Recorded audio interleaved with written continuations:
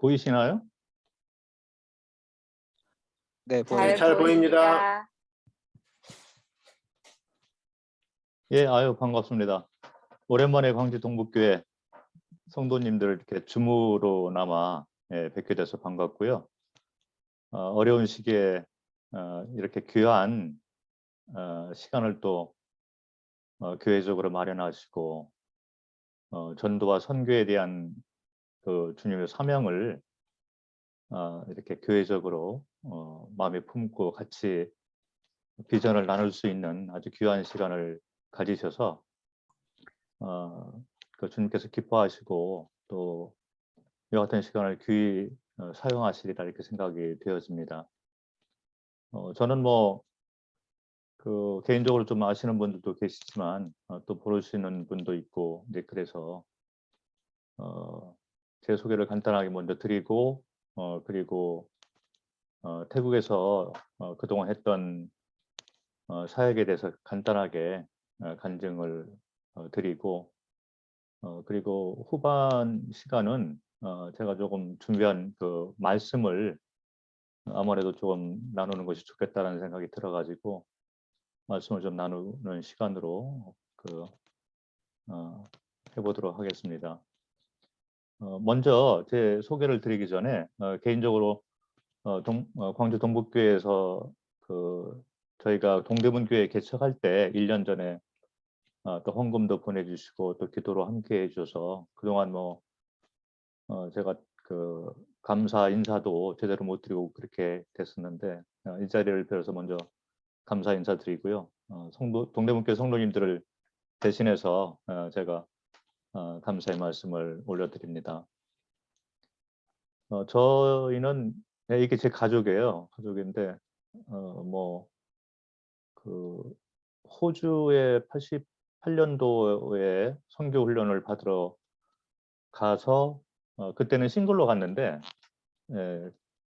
훈련을 받다가 이제 결혼을 해서 그 자녀들이 이녀 1남 이렇게 되는데 3명 다 그 해외에서 이렇게 태어났죠.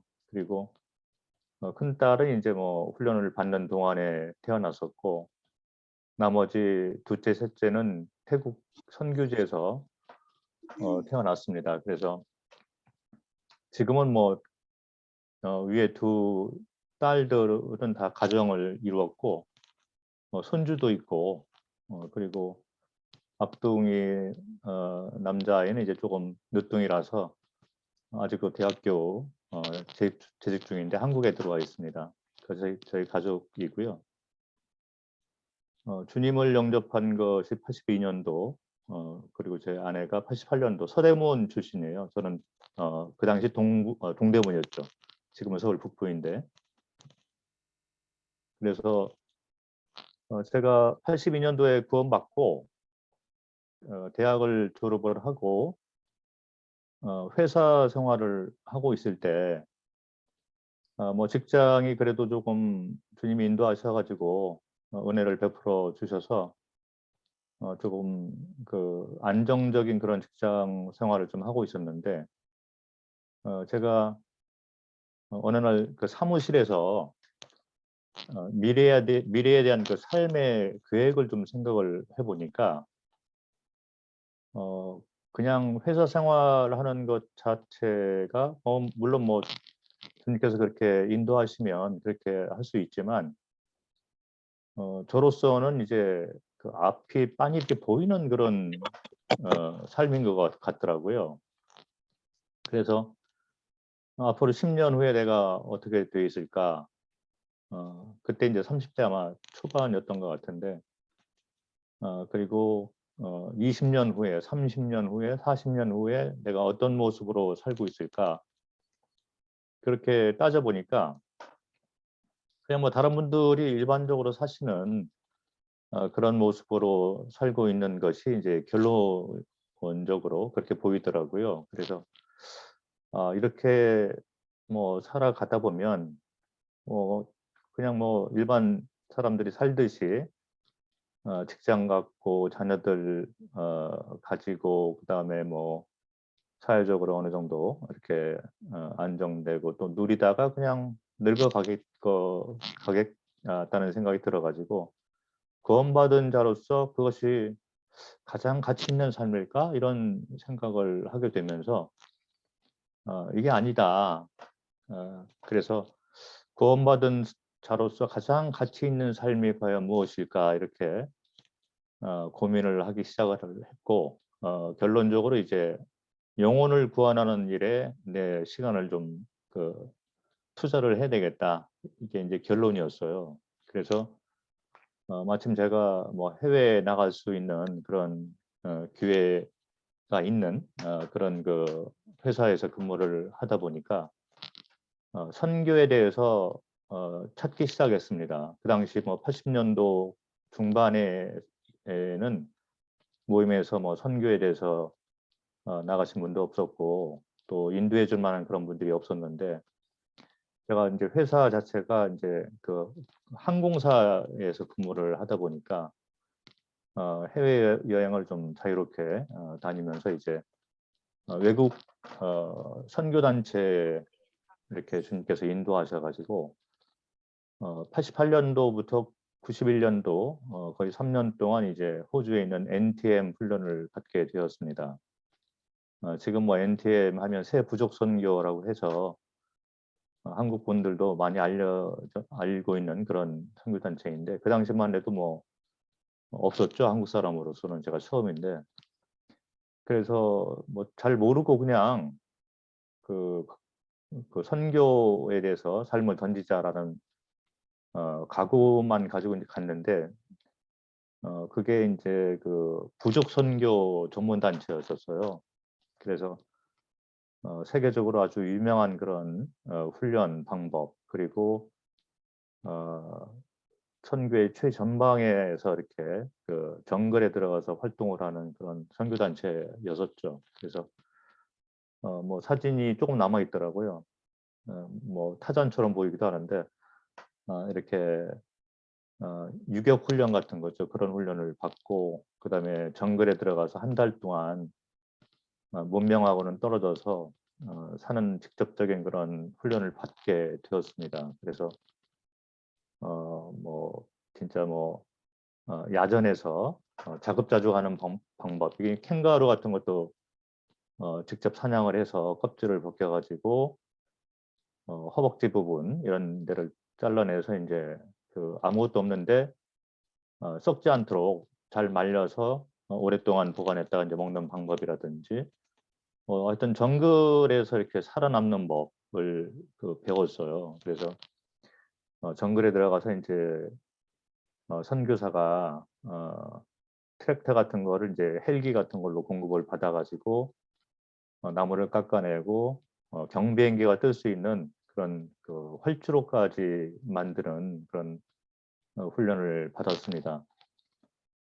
뭐 그 당시로서는 진짜 뭐 그 최전선에서 활동하는 그런 선교사들을 만들기 위한 아주 철저한 그런 훈련 방법이었었고 뭐 지금이야 뭐 제가 생각나는 것도 아무것도 없고 내가 저런 훈련을 받았나 싶지만 실제로 들어가서 이렇게 같이 훈련을 받다가 어려움을 당하는 그래서 이제 훈련 자체가 유서를 써놓고 들어가요. 그리고 이제 아무 형사처벌 고소를 하지 않겠다 이런 각오를 다 써놓고 이제 들어갈 정도로 상당히 어려운 그런 훈련인데 복음을 위해서 그렇게 다들 헌신해서 들어와서 자발적으로 삶을 던진 그런 단체에 함께 했었습니다.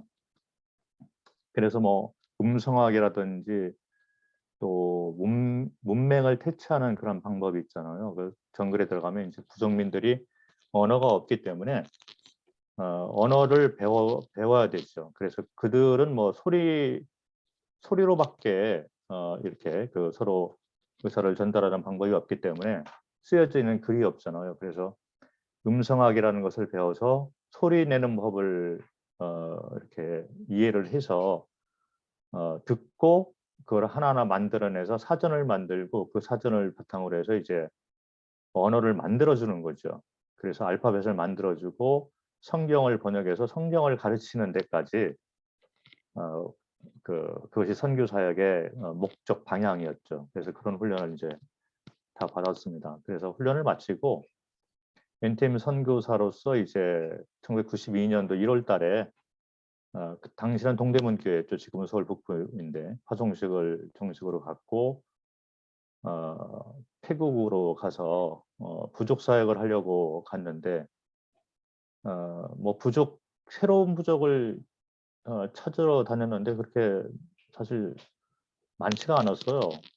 그게 요즘에 이제 현실이 그렇습니다. 그래서 오히려 태국 같은 경우는 그 부족 사역에 그 다른 선교사들이 먼저 많이 가 있어서 도시 사역이 불모지이고 이런 정글이라든지 이런 부족들 가운데 뭐 버마에서 온 그 부족들 이런 분들이 기독교인들이 많더라고요. 오히려 그래서 주님이 인도 하심에 따라서 제가 나중에는 NTM을 나왔습니다. 나와서 독립적으로 도시 사역을 하게 됐는데 태국에 대해서 조금 소개를 드리면 간단하게 말씀을 드리면 뭐 종교가 92% 정도가 불교이고 한 6% 7% 이슬람이죠. 그래서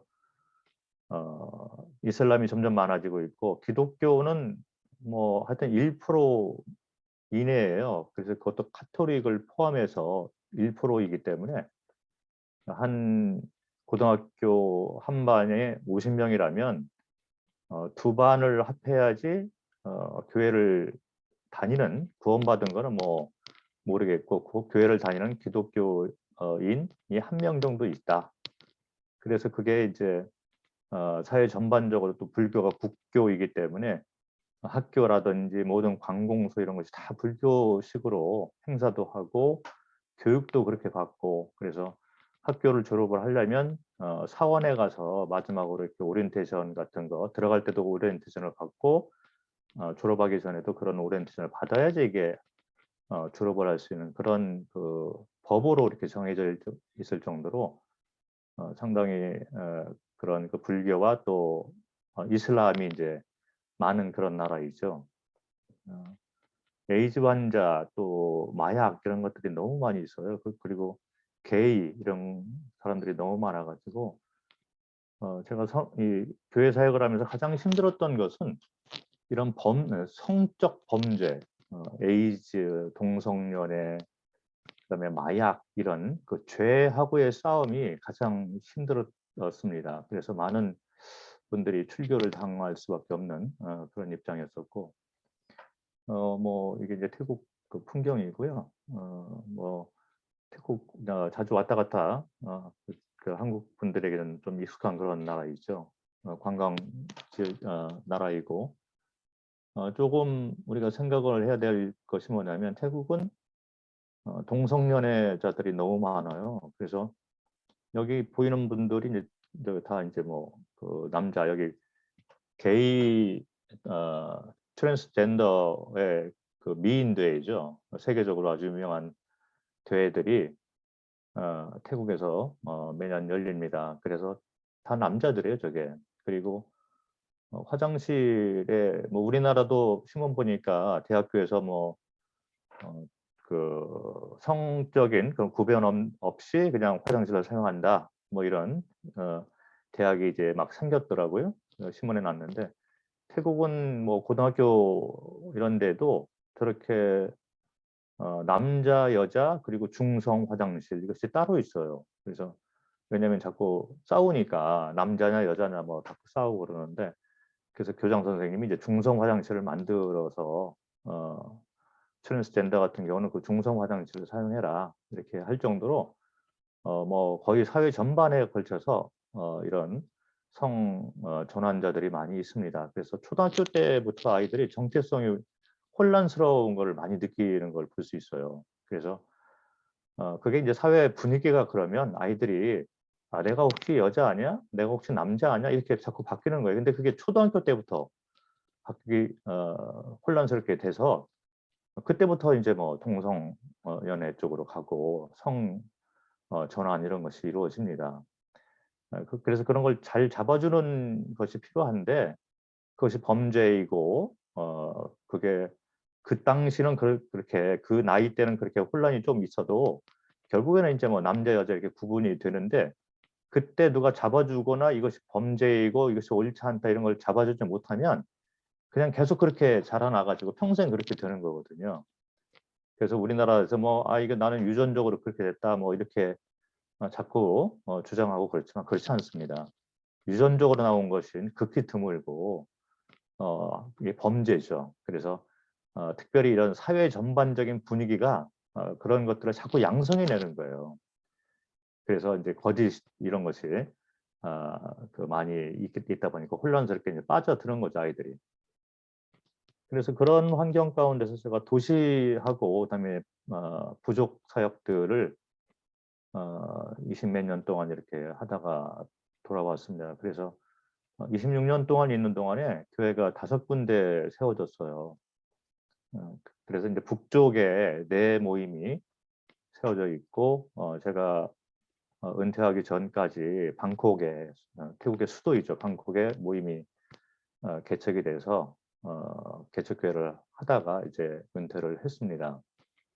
지금도 5모임이 잘 모이고 있고 제 후임 선교사로 이제 뭐 문영권 형제님 가정에 가서 이 5군데 저를 대신해서 지금도 섬기고 있는 거죠. 문영권 형제님 아시겠지만 아주 잘하고 계셔요. 그리고 뭐 다들 알고 계시지만 아주 명석한 두뇌를 가지고 뭐 태국말도 잘하시고 뭐 너무 참 그렇게 존경을 받을 정도로 잘하고 계십니다. 이 5군데를 중심으로 이렇게 하고 계시고 주님이 또 이렇게 길을 열어 주셔가지고 제가 있는 동안에 태국의 북쪽에서 중국으로 비행기를 갈 수 있어요. 비행기 타면 한 1시간 조금 넘게 비행기를 타고 가면 중국 남쪽의 쿤밍 지역에 갈 수 있어요. 그래서 그쪽으로도 길을 열어 주셔가지고 한 10년이 넘도록 제가 태국에 있으면서 이제 중국을 왔다 갔다 하면서 복음을 계속 전해가지고 중국 남서쪽 서남부죠.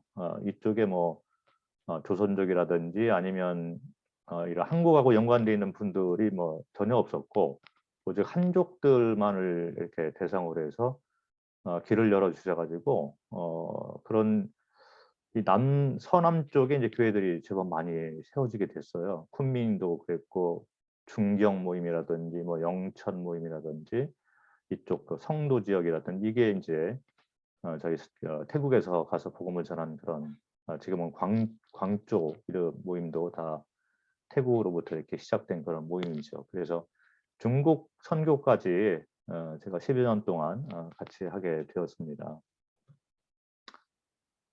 책망이 모임에 그 성도들이고요. 넷점 모임 집회하는 모습이죠. 센송 모임은 이제 그 부족들이 많이 계셔요. 그래서 뭐 태어나서 죽을 때까지 뭐 학교를 한 번도 안 가본 분들이 많죠.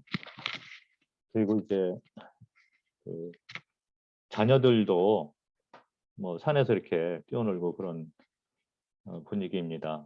센송 모임이 그렇고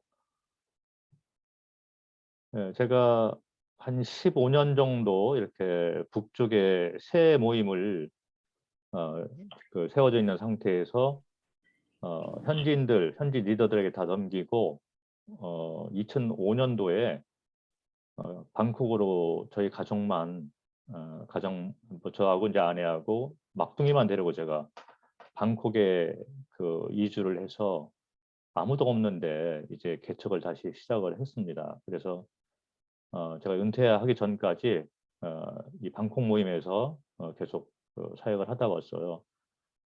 그래서 처음 침례식이죠. 방콕에 내려가서 이제 아무도 아는 사람이 없었지만 주님이 하나하나 이제 영혼들을 붙여주셔가지고 결국에는 뭐 이런 젊은이들 중심으로 방콕에서 사역들을 하게 되었고 참 좋은 추억들도 많이 있죠. 그래서 방콕에서 이렇게 접촉을 했는데 여기는 조금 아무래도 도시다 보니 조금 수준이 있는 그런 성도들도 있고 그렇습니다.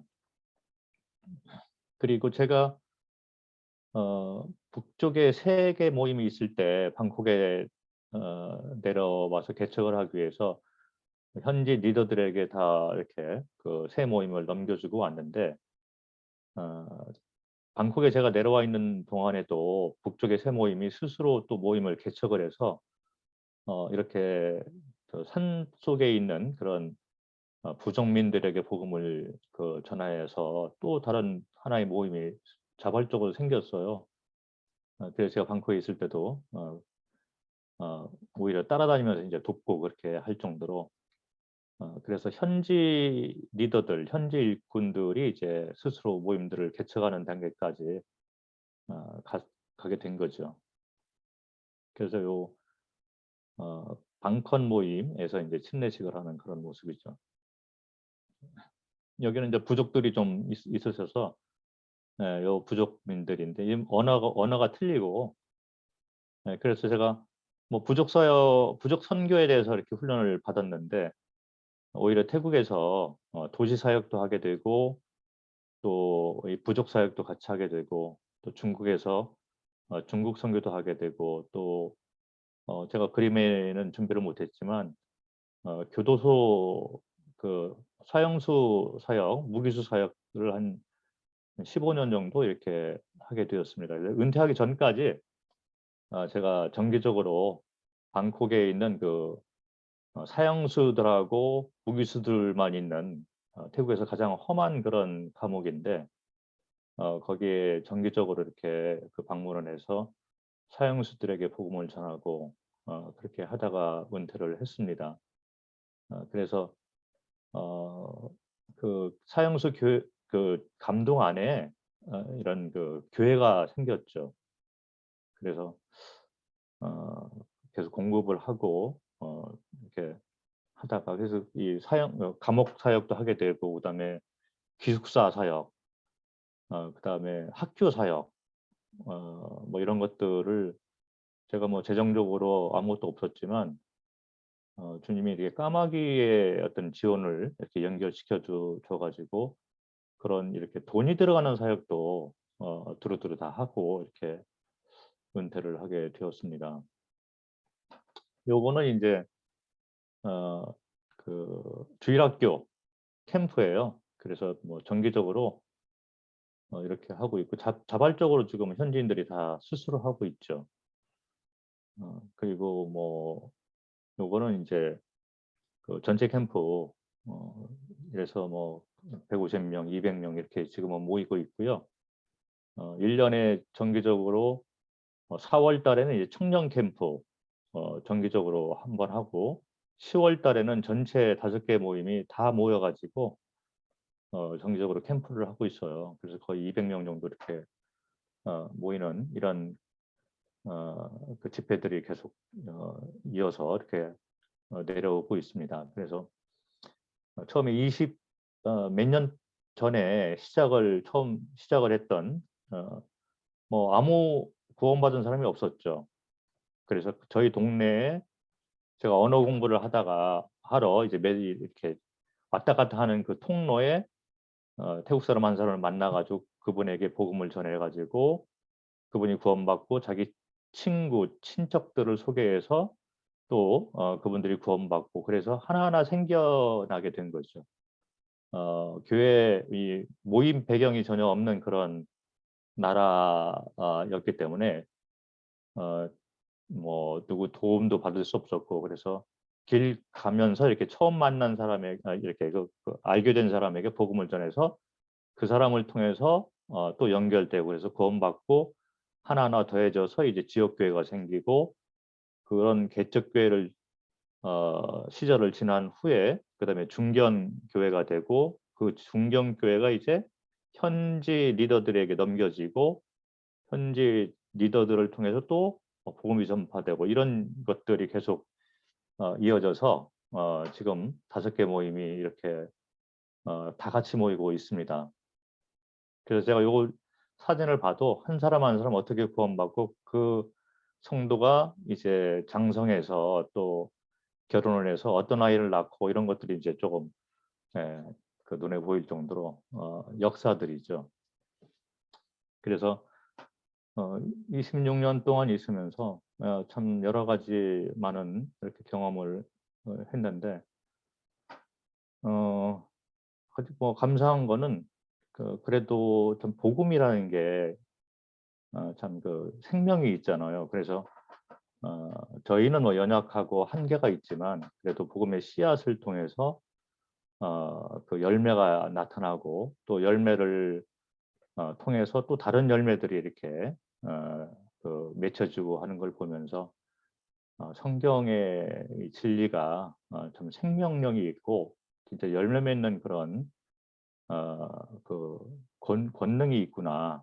이것이 선교지에서는 특별히 이렇게 실감을 할 수 있는 그런 것 같습니다. 제가 준비한 영상은 비디오는 여기까지고요. 그리고 공유를 마치고 이제 좀 준비한 그런 말씀을 잠깐 나눌까 합니다. 성경을 좀 같이 보시면서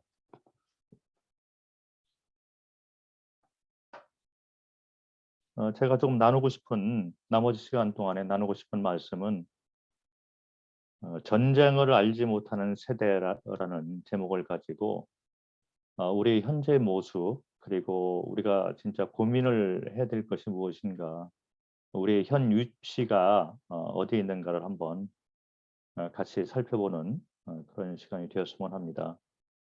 전쟁을 알지 못하는 세대 하니까 그 성경을 좀 아시는 분들은 금방 감을 잡으시리라 생각이 되어지는데 사사기 3장 1절부터 7절에 나와 있는 그런 말씀이죠. 사사기를 한번 보도록 하겠습니다.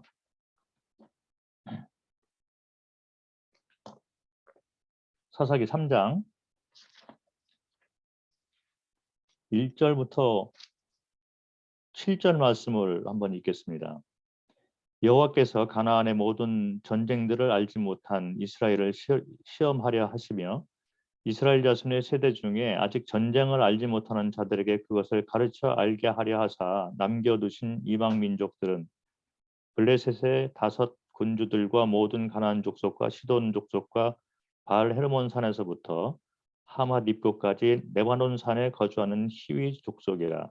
남겨두신 이 이방 민족들로 이스라엘을 시험하사 여호와께서 모세를 통하여 그들의 조상들에게 이르신 명령들을 순종하는지 알고자 하셨더라. 그러므로 이스라엘 자손은 가나안 족속과 헷 족속과 아모리 족속과 브리스 족속과 히위 족속과 여부스 족속 가운데 거주하면서 그들의 딸들을 맞아 아내로 삼으며 자기 딸들을 그들의 아들들에게 주고 또 그들의 신들을 섬겼더라. 7절 이스라엘 자손이 여호와의 목전에 악을 행하여 자기들의 하나님 여호와를 잊어버리고 바알과 아세라들을 섬긴지라. 2절에 보니까 이스라엘 자손의 세대 중에 아직 전쟁을 알지 못하는 자가 있다 이렇게 말씀을 하고 있죠. 이스라엘 백성들의 역사를 보면 1세대들이 이제 그 애굽에서 생활했던 그래서 이들은 출애굽의 감동을 가지고 있었던 그런 세대. 그런데 이들이 광야에서 이제 2명을 제외하고 다 죽었잖아요. 그래서 1세대 이스라엘의 1세대는 애굽에서부터 광야까지 이제 생활했던 것이 1세대이고 2세대라고 하면 광야에서 출생을 세대가 될 수 있겠죠.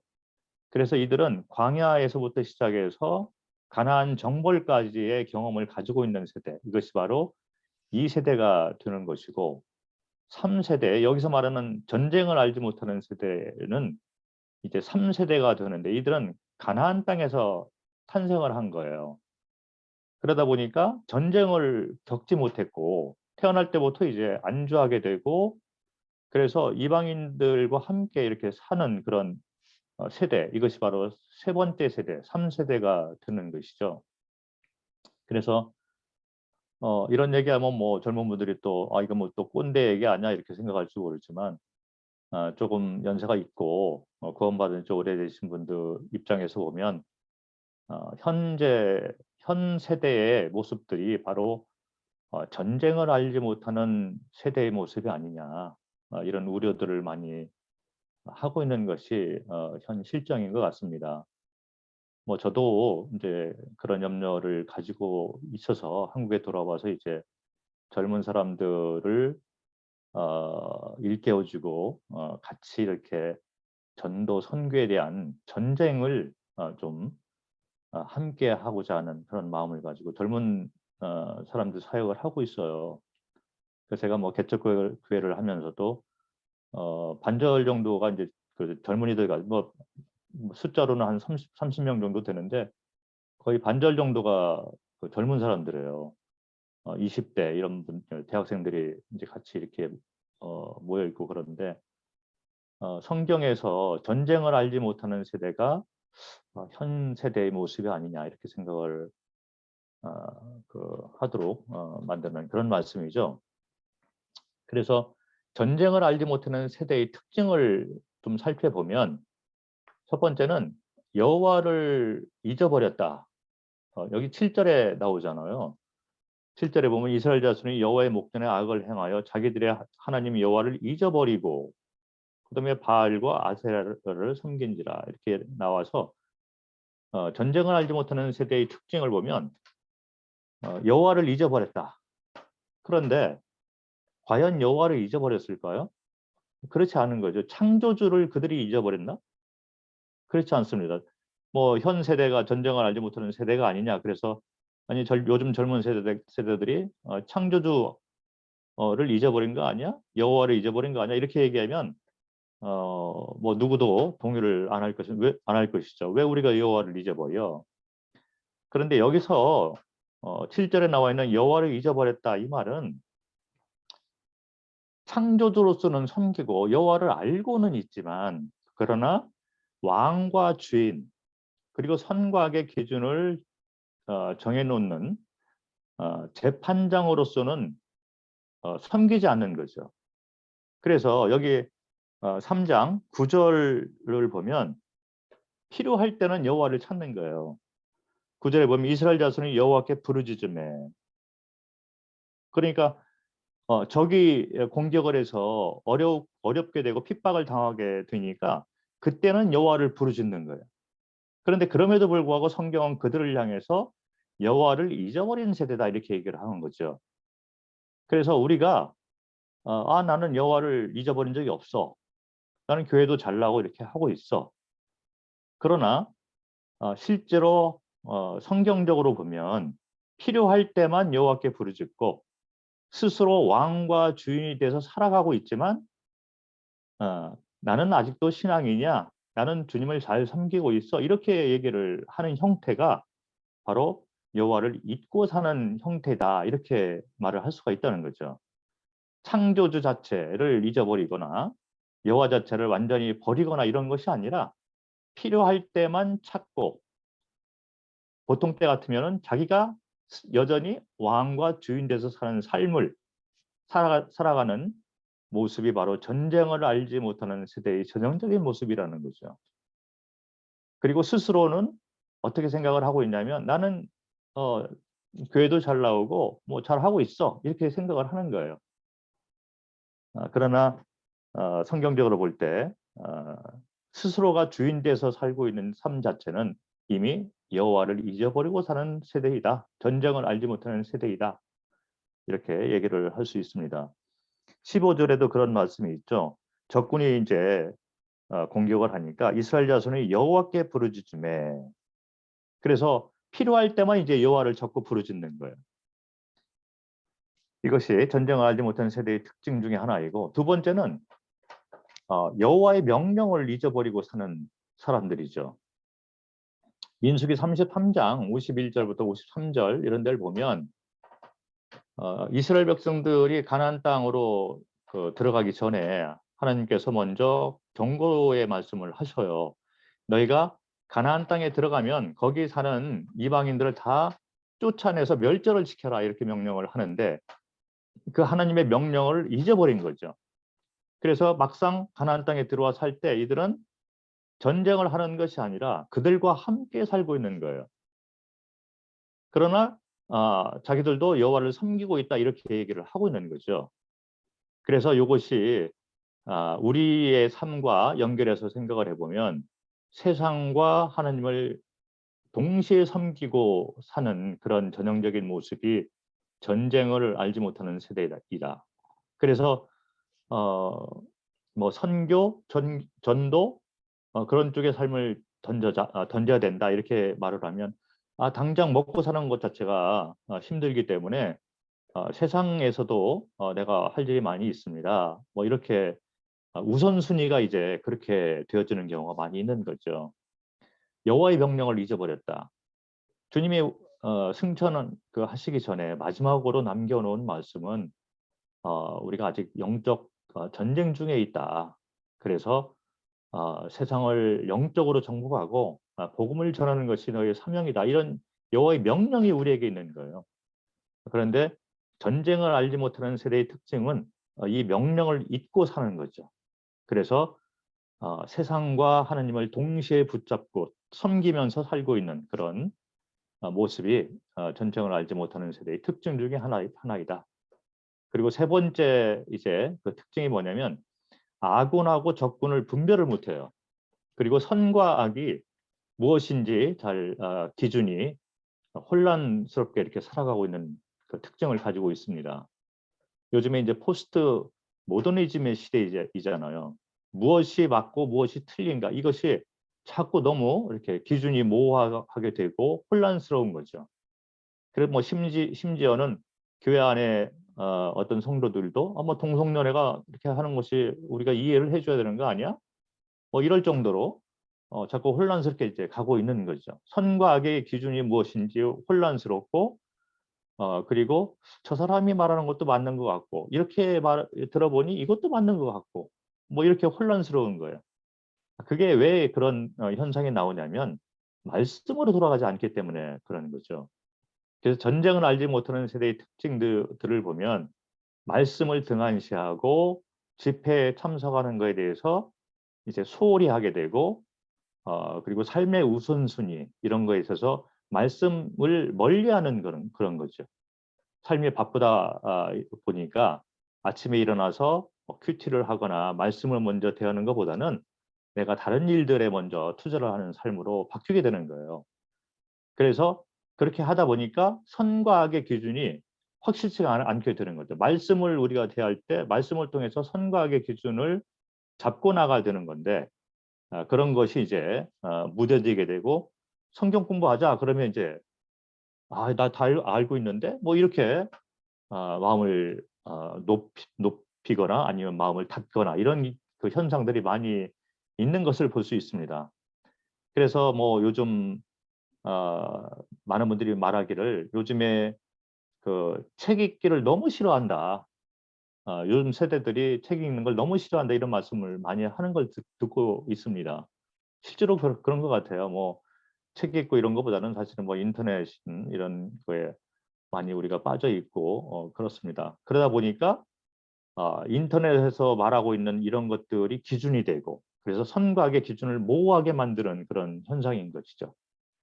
그래서 이것이 아군과 적군을 구분을 잘 못하는 그런 특징으로 나타나게 되면서 이것이 전쟁을 알지 못하는 세대의 특징 가운데 하나이다라는 거죠. 그러다 보니까 가나안에서 태어난 그 이스라엘 백성들 3세대들은 태어날 때부터 이방인들과 같이 혼합해서 살고 있기 때문에 내 친구가 적이야? 생각을 못하는 거예요. 그들과 같이 싸우거나 그들을 이렇게 대적해서 너는 이방이냐 나는 이스라엘 사람이야 이런 어떤 구분하거나 이런 것에 대해서 익숙치 않은 그런 세대인 것이죠.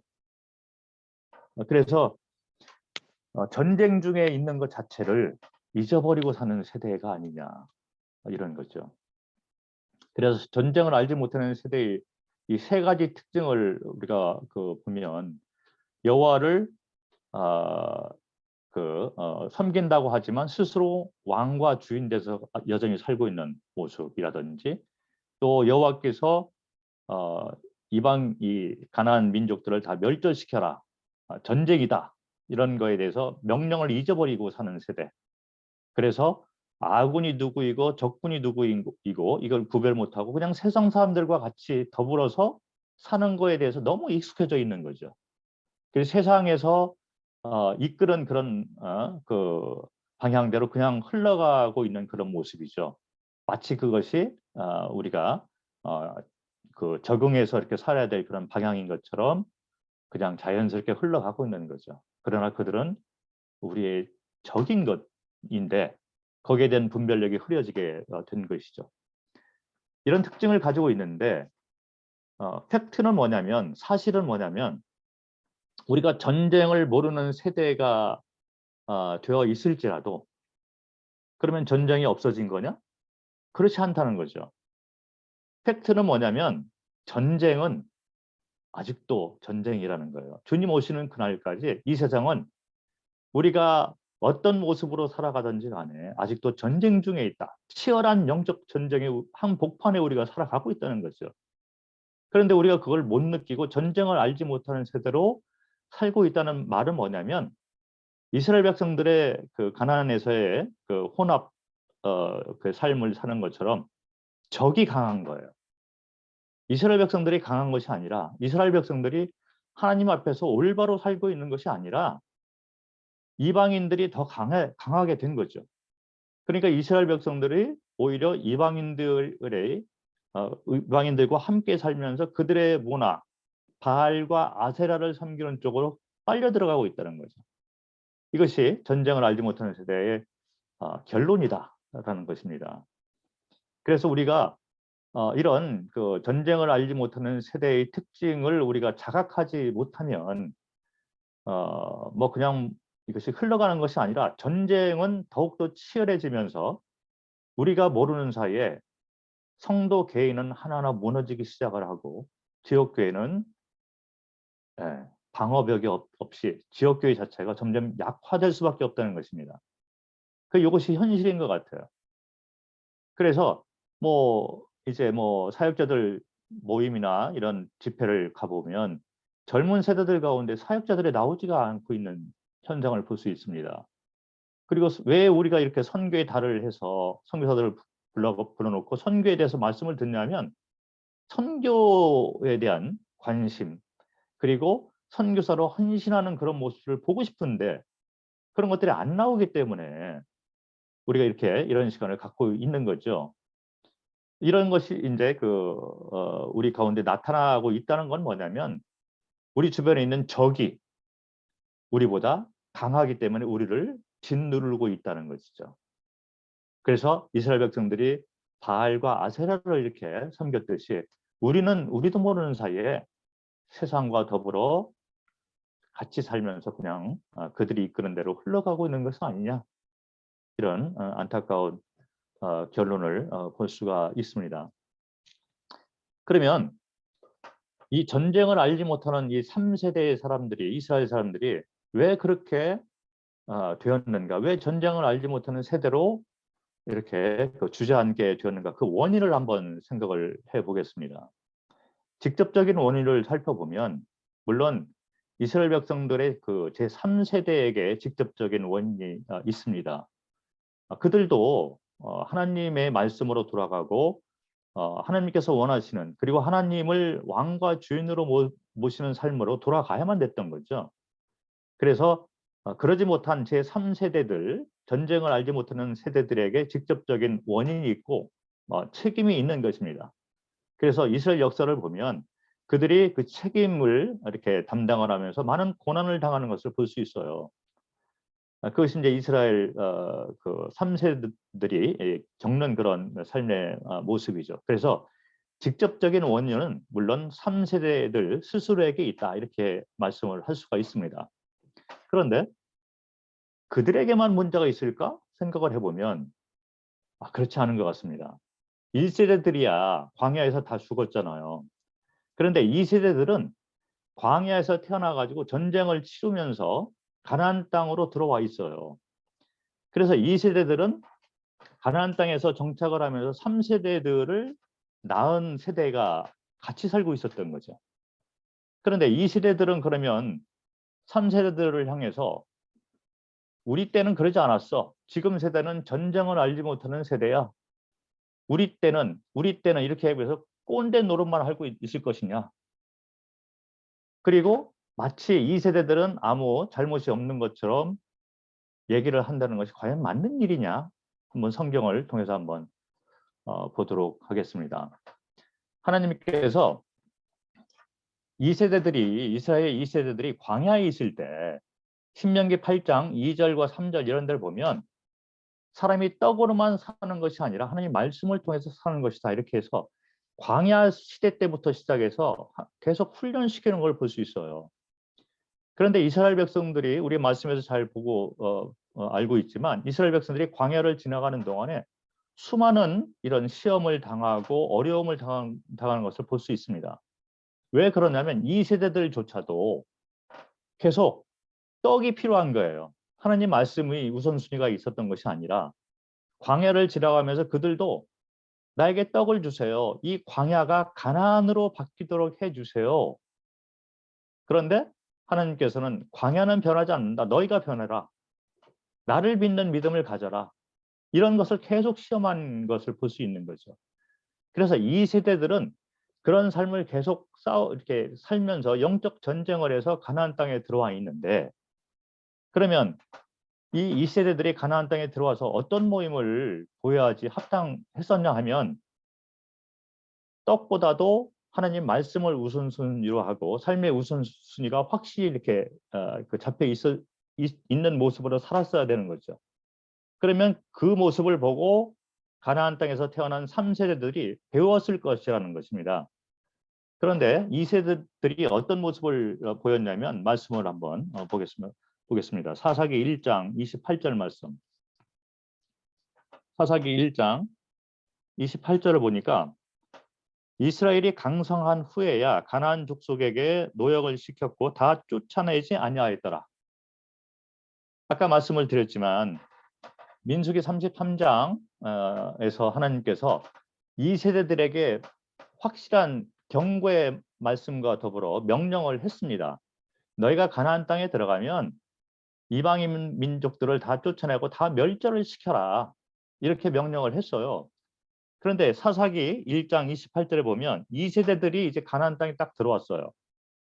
들어와서 처음에는 이스라엘 백성들이 약했던 거죠. 그래서 싸움을 하니까 패했습니다. 약할 때는 이스라엘 백성들이 이기지 못했던 거죠. 가나안 땅에 들어왔는데도. 그런데 조금 이제 하나님께서 역사하시고 그들이 힘을 키우고 강성하게 됐던 거예요. 힘이 있어서 그들을 다 물리치고 멸절을 시킬 수 있는데 그 힘을 줬는데도 불구하고 이스라엘 이 세대들이 했던 모습은 뭐냐면 이스라엘이 강성한 후에야 가나안 족속에게 노역을 시켰고 다 쫓아내지 아니하였더라. 자, 이 원인은 이 세대로부터 시작이 된 것을 볼 수 있습니다. 이 세대들이 떡을 먼저 원하는 모습을 볼 수 있는 거예요. 힘이 생기니까 하나님 명령대로 가나안 민족들을 다 죽이고 멸절시켜서 쫓아내야 되는데 이렇게 보니까 이걸 다 쫓아내고 멸절시키는 것보다 이들을 노예로 삼아가지고 이들에게 노역을 시키고 오히려 부려먹으면 좋겠다. 떡이 생각난 거죠. 그래서 그들을 죽이지 않고 쫓아내지 않고 노역을 시키면서 자기들이 편하게 살려고 이렇게 타협을 하기 시작을 합니다. 그렇게 하다 보니까 이제는 그들이 강할 때는 순종을 했지만 약하게 되고 오히려 이방 민족들이 점점 힘이 세지게 되니 그들이 오히려 공격을 하고 그리고 전쟁이 조금씩 이제 없어지기 시작하면서 타협을 하기 시작하면서 같이 더불어 사는 모습으로 변화가 된 것입니다. 그러다 보니까 3세대들이 딱 세상에 태어날 때 나왔는데 태어나서 보니까 부모 세대부터 세상과 더불어 같이 사는 모습을 보이고 있는 것을 본 거예요. 그러다 보니 3세대들은 뭘 배웠냐면 이렇게 사는 것이 당연한 거구나. 이방인과 더불어 같이 살아가는 것이 당연한 것이구나. 이렇게 된 것이 아닌가 싶습니다. 그래서 전쟁을 알지 못하는 세대가 왜 태어났느냐. 그 직접적인 원인은 3세대들에게 물론 있습니다. 그러나 2세대들도 그 원인과 책임에서 벗어나지 못하는 것을 우리는 말씀을 통해서 볼 수가 있다는 거죠. 그래서 부모들이 말씀은 하나님을 먼저 섬겨야 된다 이렇게 말은 하지만 실제로 삶을 이렇게 보니까 우리 아이가 조금 좋은 학교를 가기 위해서 이제 어느 정도 교회도 못 오게 되고 뭐 이렇게 좀 타협을 하게 되면서 물론 그렇게 해야 되죠. 물론 좋은 학교도 들어가고 좋은 직장도 하고 이 세상에 또 우리가 이겨야 돼요. 그러나 믿음의 모습을 보여줘야 될 필요가 있었지 않느냐 이런 것을 생각을 하면서 우리는 전쟁을 알지 못하는 세대, 우리 모두가 전쟁을 알지 못하는 세대가 되지 않았는가 이런 생각을 저 스스로가 하고 있습니다.